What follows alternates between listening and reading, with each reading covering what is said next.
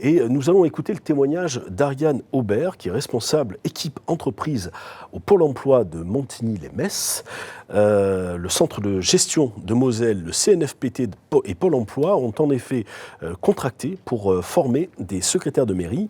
Un partenariat qui pourrait d'ailleurs donner lieu à d'autres projets identiques sur d'autres métiers sous tension. Nous écoutons donc Ariane Aubert nous expliquer ce dispositif. Au départ, c'est une action qui a été faite à titre expérimental. Parce qu'au niveau du CDG 57, par rapport à la gestion des emplois et des compétences, ils se sont rendus compte qu'ils allaient avoir des gros besoins pour remplacer à cause des départs à la retraite. Et donc, ils se sont dit qu'ils avaient des gros besoins.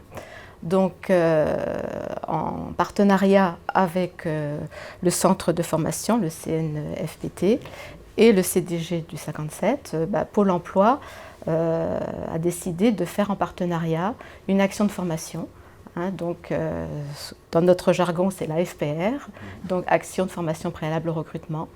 Donc, c'est un financement de la formation. Donc, chaque acteur a apporté sa quote-part au financement.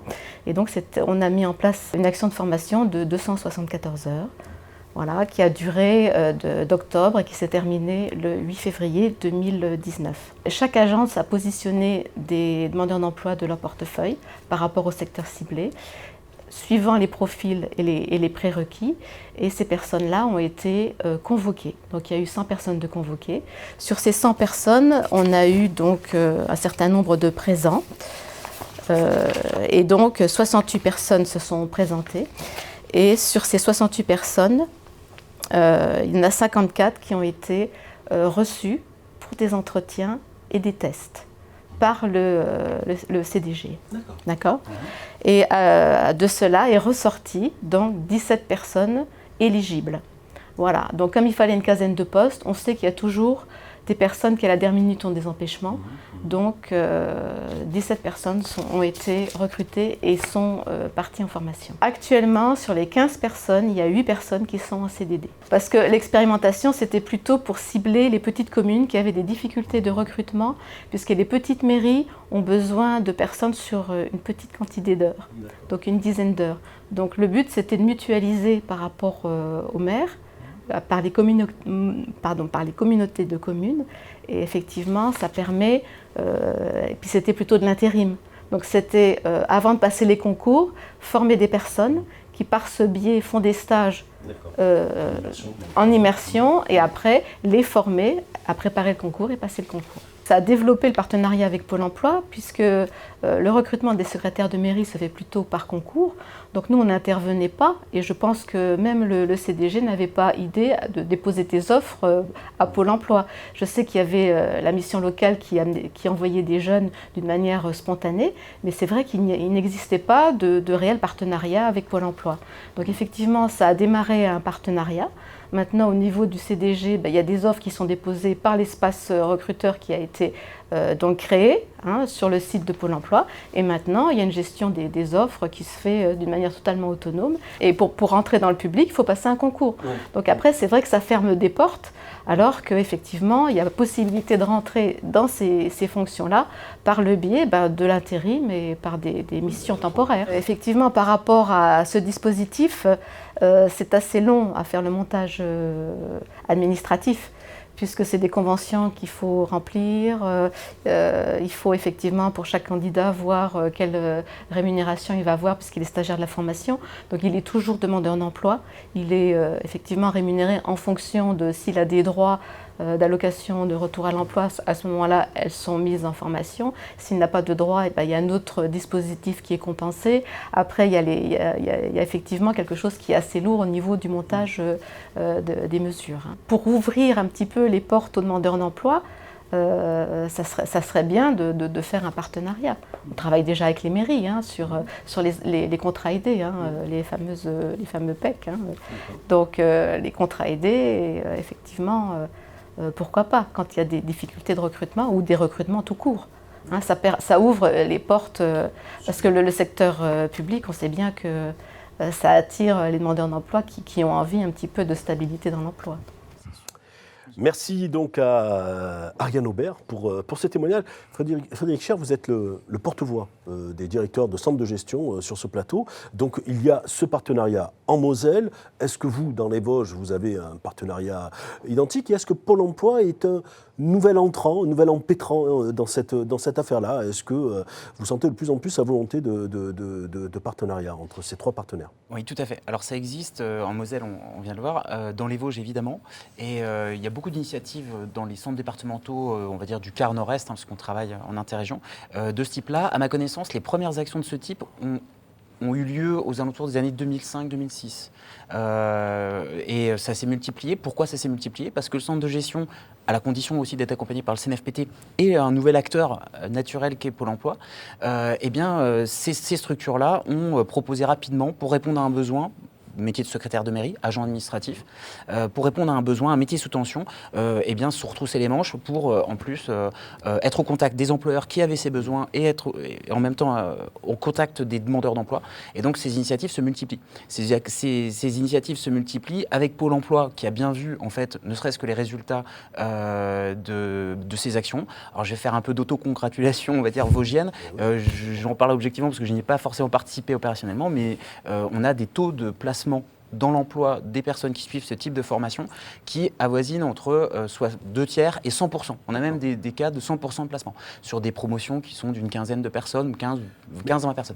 Donc on a vraiment des résultats. Et là, avec un peu de candeur peut-être en ce qui me concerne, mais ce qui est étonnant, c'est qu'on puisse imaginer que Pôle emploi ait repéré dans son radar, mais peut-être vous aussi de votre côté, subitement qu'il y avait de l'emploi territorial et donc potentiellement une possibilité de réduction du chômage. Voilà. Donc voilà, qu'est-ce qui fait que seulement depuis 2005-2006, d'après ce que je peux entendre, ce partenariat s'est densifié.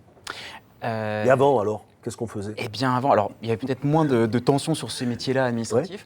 Ouais. Le rôle des centres de gestion, du CNFPT, enfin des acteurs locaux qui sont en proximité avec les collectivités, c'est justement de tirer la manche du Pôle emploi pour dire écoutez, là on a un vrai problème. En plus, on se retrousse les manches, donc le coût pour vous, pour l'instant, n'est pas très, très important. Hein, voilà. On répond à la demande des employeurs, nos collectivités locales. Et là, Pôle emploi a bien compris, avec la réalité, les résultats de ces actions-là, que les euros qui peut mettre dans ce type d'action sont tout à fait rentabilisés. Et en plus, c'est des acteurs publics et non pas des cabinets privés de placement de demandeurs d'emploi qui le font et en plus qui répondent à un besoin local. Donc là, c'est vraiment du gagnant-gagnant-gagnant. Voilà. Delphine Goujon, vous arrivez souvent de recevoir des demandes, de passer par Pôle emploi? Oui, parce qu'en fait, on a des métiers en tension. Qui, notamment par exemple le métier de cuisinier dans les établissements scolaires, sur certains secteurs de la région, c'est très compliqué de recruter un cuisinier sur toutes nos frontières, hein, parce qu'effectivement ils partent en Suisse, ils partent au Luxembourg, pareil sur les infirmiers du travail, on a eu beaucoup de difficultés sur ces secteurs-là, et donc effectivement quand on ouvre nos postes, on les ouvre vraiment très très largement, et en particulier sur les postes dans les établissements scolaires, on le fait auprès de Pôle emploi. C'est un nouveau partenariat ou est-ce qu'il y a un rapprochement, il y a quelque chose? Alors on n'est pas allé jusque-là. Effectivement, pour l'instant, on diffuse nos offres à Pôle emploi, mais moi, je trouve que l'initiative est tout à fait intéressante. Une convention pourrait être en gésine? Pourquoi pas. D'accord. Okay. D'autant plus que les régions travaillent beaucoup avec Pôle emploi sur le volet formation professionnelle des demandeurs d'emploi, précisément. Régine Palombo, responsable du pôle compétences ressources humaines à l'INET, donc du CNFPT. Vous allez nous rappeler en quelques mots de quoi il s'agit, mais on est face à un public avisé qui ne cesse d'ailleurs de nous envoyer un certain nombre de questions que je ne vais pas tarder quand même à dévoiler pour pas que son travail, reste vain. Ce partenariat CNFPT, Pôle emploi, CDG, on peut le qualifier comme une des pistes d'innovation dans la manière d'appréhender, de rendre l'employabilité durable dans les collectivités, par exemple? Alors, il est pas nouveau, hein, effectivement, ce partenariat, mais je pense qu'on peut dire qu'il est en train de se développer. Nous, on y est particulièrement attentifs, effectivement, au niveau des pôles de compétences, puisqu'on est censé être à la pointe de l'innovation, on va dire, en matière de formation et de développement des compétences. Après, l'agent doit rester évidemment au cœur de ces dispositifs, et je pense que c'est lui qui doit être être avant tout acteur de son employabilité pour que ça fonctionne. En tout cas, oui, nous, on travaille avec la Fédération nationale des centres de gestion également, avec les centres de gestion locaux, les délégations travaillent beaucoup avec eux, et Pôle emploi sur des métiers en tension, tout à fait. En fait, nous rentrer un peu dans l'intimité du travail que vous réalisez. Comment se conçoit une nouvelle formation, par exemple ? Alors, idéalement, on part du... Alors, si je pars du pôle de compétences, on a repéré des besoins en compétences, des besoins en développement de compétences auxquels une formation ne répond pas encore ou n'est pas encore prête. Donc, on interviewe des DRH, des agents, en fonction de leurs besoins et pour identifier bien leurs besoins, pour après définir des objectifs de formation, des objectifs pédagogiques, pour voir comment on peut traduire ça concrètement. Alors une action de formation n'est pas forcément uniquement en salle. Maintenant, le CNFPT développe beaucoup les formations dites mixtes avec une partie à distance en fait. D'accord. Effectivement. Donc ça suppose un autre travail, mais c'est pas le sujet là. D'accord. Qu'est-ce qui a changé finalement dans la modélisation de ces formations ces dernières années ?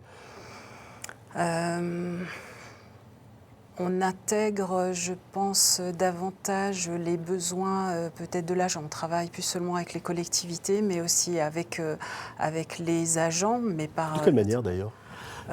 Comment il tape à la porte de la négociation ? Vous savez qu'aujourd'hui, on est dans un monde où il faut élargir au maximum tous les débats. Tout le monde doit avoir la possibilité de s'exprimer, c'est plutôt une bonne chose. Mais après, il faut faire ce travail de digestion. Voilà. Alors, comment vous le faites ? Le CNFPT, son interlocuteur, reste le responsable RH des collectivités, enfin le relais qui a été identifié. Après, il arrive qu'on fasse des réunions de travail où on encourage les collectivités à faire des réunions de travail avec les agents. Alors nous, on n'y assiste pas forcément, mais en tout cas pour qu'il y ait une remontée vraiment de terrain, pour que nos formations soient au plus près des besoins des agents. Après, c'est plus dans la formation, c'est notre métier, le cœur de métier de CNFPT depuis longtemps, le développement des compétences en fait. Et au cœur après, ce sont plus les modalités qui ont changé. Je pense qu'on est toujours dans le conseil, dans l'ingénierie. Après, ce sont les modalités pratiques qui évoluent beaucoup au sein de l'institution. Alors, tout le monde sait autour de ce plateau que décrire ou anticiper les métiers de demain relève quand même d'une tâche assez compliquée. Je lisais comme vous certainement que la moitié pratiquement des métiers qui émergeront dans une dizaine d'années ne sont pas encore connus. Donc c'est un peu compliqué, bien entendu, pour anticiper et mettre donc les formations adaptées en face à cette difficulté de décryptage. Comment vous faites ? Alors, le travail principal va se faire avec alors on les appelle comités d'experts. En fait, moi ou mes collègues, je réunis des DRH de collectivités, alors des collectivités de toute taille, en fait, qui représentent toute taille, pour essayer de se projeter à quelques années. On peut leur demander, par exemple, comment vous voyez en 2025, comment vous voyez vos missions, vos métiers, etc., de faire un travail, des réunions préparatoires pour réfléchir à ces besoins, à leurs besoins en compétences futures, pour voir comment nous, on peut déjà le traduire ou en tout cas aussi alerter. C'est aussi alerter, imaginer. Par exemple, à la fin de l'année, fin novembre, j'organise les rencontres territoriales des ressources humaines. Ce sont des rencontres pour les professionnels des ressources humaines qui auront lieu à Angers. Et le thème cette année, c'est la transformation du rapport au travail. Transformation de la fonction publique, transformation du rapport au travail. Et là, plusieurs ateliers, conférences sont prévus et l'objectif est aussi de sensibiliser. On n'a pas les réponses forcément. Toujours vous dites, ou même les métiers, on ne les connaît pas, on n'a pas forcément les réponses, mais le but aussi de ces rencontres ou d'autres démarches, d'autres journées d'actualité qu'on peut faire, c'est de sensibiliser à travers des ateliers, à travers des conférences sur attention, les enjeux de demain c'est ça, attention, voilà, il y a le télétravail, maintenant c'est acté, ça se développe, mais ça suppose de nouvelles modalités de management, ça suppose d'autres choses, donc c'est attention, on sensibilise, on incite aussi les collectivités à réfléchir, le but aussi c'est d'impulser cette réflexion, ce travail d'anticipation. Oui, il n'y a pas de kit comme ça. Non, malheureusement non. J'aimerais bien. J'aimerais bien, malheureusement non. Avec lesquels il n'y a pas. Au-delà des métiers, il y a aussi les connaissances socles qui sont bien entendu tout aussi importantes, de l'écriture. La simple écriture, le simple fait d'envoyer un mail aujourd'hui, avec tous les impacts que ça peut avoir quand on a une orthographe un peu défaillante ou autre. Et c'est devenu un critère assez discriminant dans l'emploi. À l'électronisme, vous en parliez de ce phénomène phénomène, le fait de, je peux en parler un peu en connaissance de cause, de ne pas être dans cette digitalisation, cette habileté, cette agilité permanente et d'adaptation. Là aussi, il y a souvent du désarroi chez les agents et il y a des formations qui s'adaptent à ces urgences-là. Alors, le CNFPT travaille de façon privilégiée avec certaines collectivités dans le cadre de contrats territorialisés. En fait, soit ce sont des petites collectivités, le CNFPT travaille ce qu'il appelle en union, il regroupe des collectivités pour pouvoir monter une action de formation, par exemple, à l'électronisme, soit c'est un intra, enfin spécifique à une grosse collectivité pour répondre au mieux à ce besoin et l'adapter aux besoins de la collectivité et pas avoir une formation toute faite, toute plaquée. Effectivement, la maîtrise des outils numériques, c'est une des conditions de l'employabilité. On a des éléments là-dessus parce que finalement, c'est difficile à évaluer. Vous savez, les journalistes, on pose souvent la question de savoir est-ce qu'on a des chiffres là-dessus. Mais je sais pas, mais Delphine Goujon, est-ce qu'on parle d'une société numérique, mais avec qui ? Parce que tout le monde, parce qu'une société, elle se construit avec un collectif à peu près équilibré, mais c'est pas gagné en l'occurrence. Alors, avant d'avoir de l'électronisme, nous, on a de l'illettrisme. Clairement. Donc on mène une action justement avec le CNFPT pour repérer parmi nos agents les agents qui sont illettrés et qui voudraient pouvoir rentrer dans un cycle de formation que nous allons mener avec le CNFPT justement pour réapprendre les savoirs de base qu'ils ont sans doute eu à un moment et puis qu'ils ont oublié.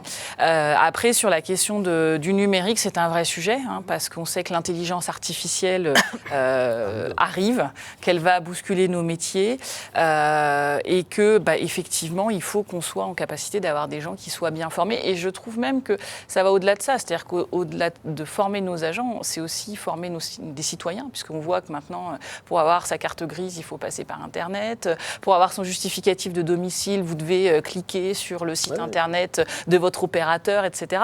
Et donc notre vision des choses c'est qu'à travers les formations qu'on peut dispenser à la fois sur l'illettrisme et sur la maîtrise des outils informatiques, c'est aussi aider nos agents à être des citoyens bien dans leur basket. Beaucoup d'institutions, d'ailleurs, je crois Pôle emploi, sont revenus à des contacts un peu plus humains. Il y avait avant ce rapport un peu robotisé qui sont revenus quand même à des notions un peu plus... Frédéric, peut-être. Juste Frédéric pour le côté chiffre, il me semble avoir lu dans les études justement du CNFPT qu'en fait, il y avait à peu près 15% en fait, des agents de catégorie C dans la territoriale qui avaient une difficulté totale ou partielle sur l'un des 3 savoirs fondamentaux que sont la lecture, l'écriture et le calcul. Est-ce que l'utilisation d'Internet est le 4e savoir fondamental ? On n'en est pas loin, je pense que ça arrivera évidemment, mais 15%, c'est un chiffre qui m'avait effrayé, puisque 15% des catégories C, c'est 3/4 des effectifs, c'est 3/4 des 2 millions, donc je vous laisse faire les petits calculs. Ça fait énormément de gens, de personnes qui effectivement sont dans l'exécution, donc ils n'ont pas forcément besoin de savoir résoudre des équations de second degré, mais en tout cas, sur des savoirs fondamentaux de lecture, écriture, calcul, c'est quand même très très handicapant. Et c'est d'ailleurs pour ça qu'on en parlera, je crois, tout à l'heure, le CPF met des moyens énormes. CPF, compte personnel de formation, enfin CPA dans le monde le sait, mais on ne sait jamais. Effectivement, les acronymes, voilà. Mais vraiment énormément de moyens. Il y a une majoration de ce CPF, de ce droit à la formation, lorsque les agents n'ont pas de diplôme ou sont dans le cadre de l'illettrisme ou de l'électronisme. Mais Hervé Monoro, il faut franchir le pas. Il faut oser aller voir le docteur de prévention que vous êtes ou le RH pour lui dire je suis en situation d'illettrisme ou d'électronisme. C'est pas simple pour un agent. Ça n'existe pas, ça. C'est rarissime. Si, ça existe. C'est l'exception qui confirme la règle. On était sur le thème de l'employabilité. Il est sûr que les 15% d'agents dont vous parlez, ils ne seront plus employables. Un jour ou l'autre. Au moment Par la force des choses. Puisque aujourd'hui, même les exécutants, on leur demande de savoir lire et écrire. Donc là, c'est dommage. Il faut s'accrocher au CNFPT, qui peut-être fusionnera avec les centres de gestion un jour. Ah oula, ce serait un autre débat. Bien sûr. Non, mais comme ça, comme dit ma voisine. De façon à mettre en place ce qu'on aurait dû mettre en place depuis très longtemps, c'est et la formation continue tout au long de la vie, et la gestion prévisionnelle des emplois et des compétences individuelles. Je reviens sur ce que vous disiez tout à l'heure. Je comprends bien que quand on a 8 000 ou 5 000 ou 9 000 agents, le suivi individuel très difficile. Mais dans l'employabilité, c'est individuel. D'accord. Et en l'occurrence, c'est pas le cas. C'est pas vraiment le cas. C'est pas vraiment le cas. Delphine Gougeon ou Régine Palombo sur cette individualisation qui serait ineffective en quelque sorte. Alors, je pense qu'elle commence à arriver. Une des réponses, c'est celle qu'évoquait Madame Gougeon, en allant vers les agents pour essayer de voir les difficultés. Les professionnels RH commencent à accompagner. Enfin, dans les grosses collectivités, j'ai envie de dire, ça existe depuis plus longtemps, mais ils ont pris conscience qu'on n'est plus seulement dans la recherche de compétences, mais aussi dans la dynamisation et sécurisation des parcours des agents. Et puis inclure donc l'orientation professionnelle dès le début de la carrière. C'est une des façons aussi d'individualiser, de sensibiliser les agents, pour les agents d'être davantage au cœur d'être acteurs de leur parcours professionnel. Je pense qu'elle arrive. On a des métiers comme le conseiller en évolution professionnelle, conseiller mobilité, qui existent depuis plusieurs années dans des grosses collectivités, mais qui commencent à arriver dans d'autres collectivités, qui est une des réponses, selon moi, pour répondre à une individualisation supplémentaire des agents. Oui, Frédéric Chat. Pour répondre effectivement à M. Monroe, effectivement, la réglementation évolue aussi. Elle évolue. Il y a effectivement dans les compétences des centres de gestion, des collectivités non affiliées, les plus grandes collectivités, ce droit individuel en fait, à l'accompagnement dans le parcours professionnel. On parle souvent de l'âge pivot de 45 ans parce que c'est à peu près à cet âge-là qu'on est au milieu du gué, on va dire. Et c'est à ce moment-là, en particulier, tous les âges, mais en particulier à cet âge-là, où réfléchir individuellement et conseiller individuellement les agents sur est-ce que tu vas changer de métier, est-ce que tu vas devoir changer de métier sur une ATSEM qui a commencé à être ATSEM à 20 ans, est-ce qu'on peut lui faire croire raisonnablement qu'elle va pouvoir continuer jusqu'à 62 ou 64 ou 65 ans ce métier d'ATSEM? Voilà, il faut répondre individuellement à ces questions. La réglementation commence à prendre ce pas-là. Alors ça, c'est la mission des centres de gestion, des grandes collectivités aussi. Enfin, globalement, l'accompagnement. Tout devient individuel. La tendance globale, enfin ça c'est un avis personnel, mais la tendance globale, c'est l'individualisation des parcours. Donc, droit individuel à la formation, qui a disparu pour devenir le CPF, ce droit à l'accompagnement dans le parcours professionnel, ce droit à la formation, enfin tout devient individuel.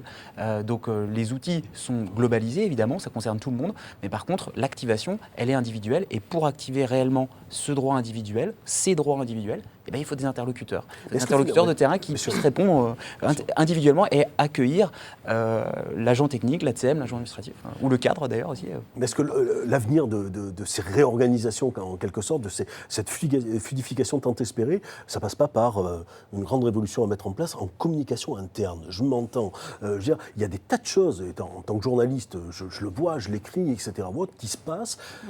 Il faut faire diffuser tout ça, non, Régine Palombo? Ouais. Dans les réflexions, les retours qu'ont fait remonter les DRH dans le cadre de mes travaux, la communication est devenue un point fondamental. Le DRH, maintenant, doit être à la fois un grand communicant pour mesurer, faire passer l'adaptabilité des transformations, mais aussi la communication interne DRH est fondamentale. Alors, c'est vous qui pourrez en dire davantage, mais c'est vraiment quelque chose de fort qui est remonté. Le DRH, pour accompagner les transformations, doit être désormais un grand communicant. Delphine Gougeon, comment vous qualifieriez, c'est pas une question piège, la qualité du rapport que vous avez avec le CNFPT? De très bonne. Voilà, c'est ça. Non, alors après, effectivement, moi j'ai toujours eu l'habitude de travailler avec le CNFPT, avec l'INET.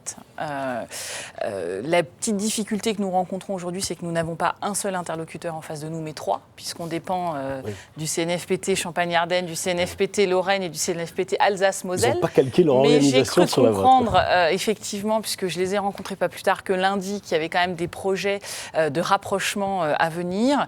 Moi, je considère, si vous voulez, que le CNFPT, c'est le partenaire privilégié de toutes les collectivités en matière de formation, et que les collectivités n'utilisent pas suffisamment le 0,9% de cotisation. Alors, on ne revient pas sur le 0,9 ou le 1, ça c'est un débat qui sans doute n'a pas lieu d'être. Mais aujourd'hui, on est à 0,9. Moi, je considère que les collectivités ne l'utilisent pas suffisamment. En tout cas, la région Grand Est, du fait de la fusion, avait un nombre de jours de formation avec le CNFPT qui était quand même très mauvais. Donc, on s'emploie à à remonter. Et je considère aussi que le CNFPT, depuis plusieurs années, a fait de gros efforts pour la qualité des formations. Vous en parliez tout à l'heure, comment on monte une formation.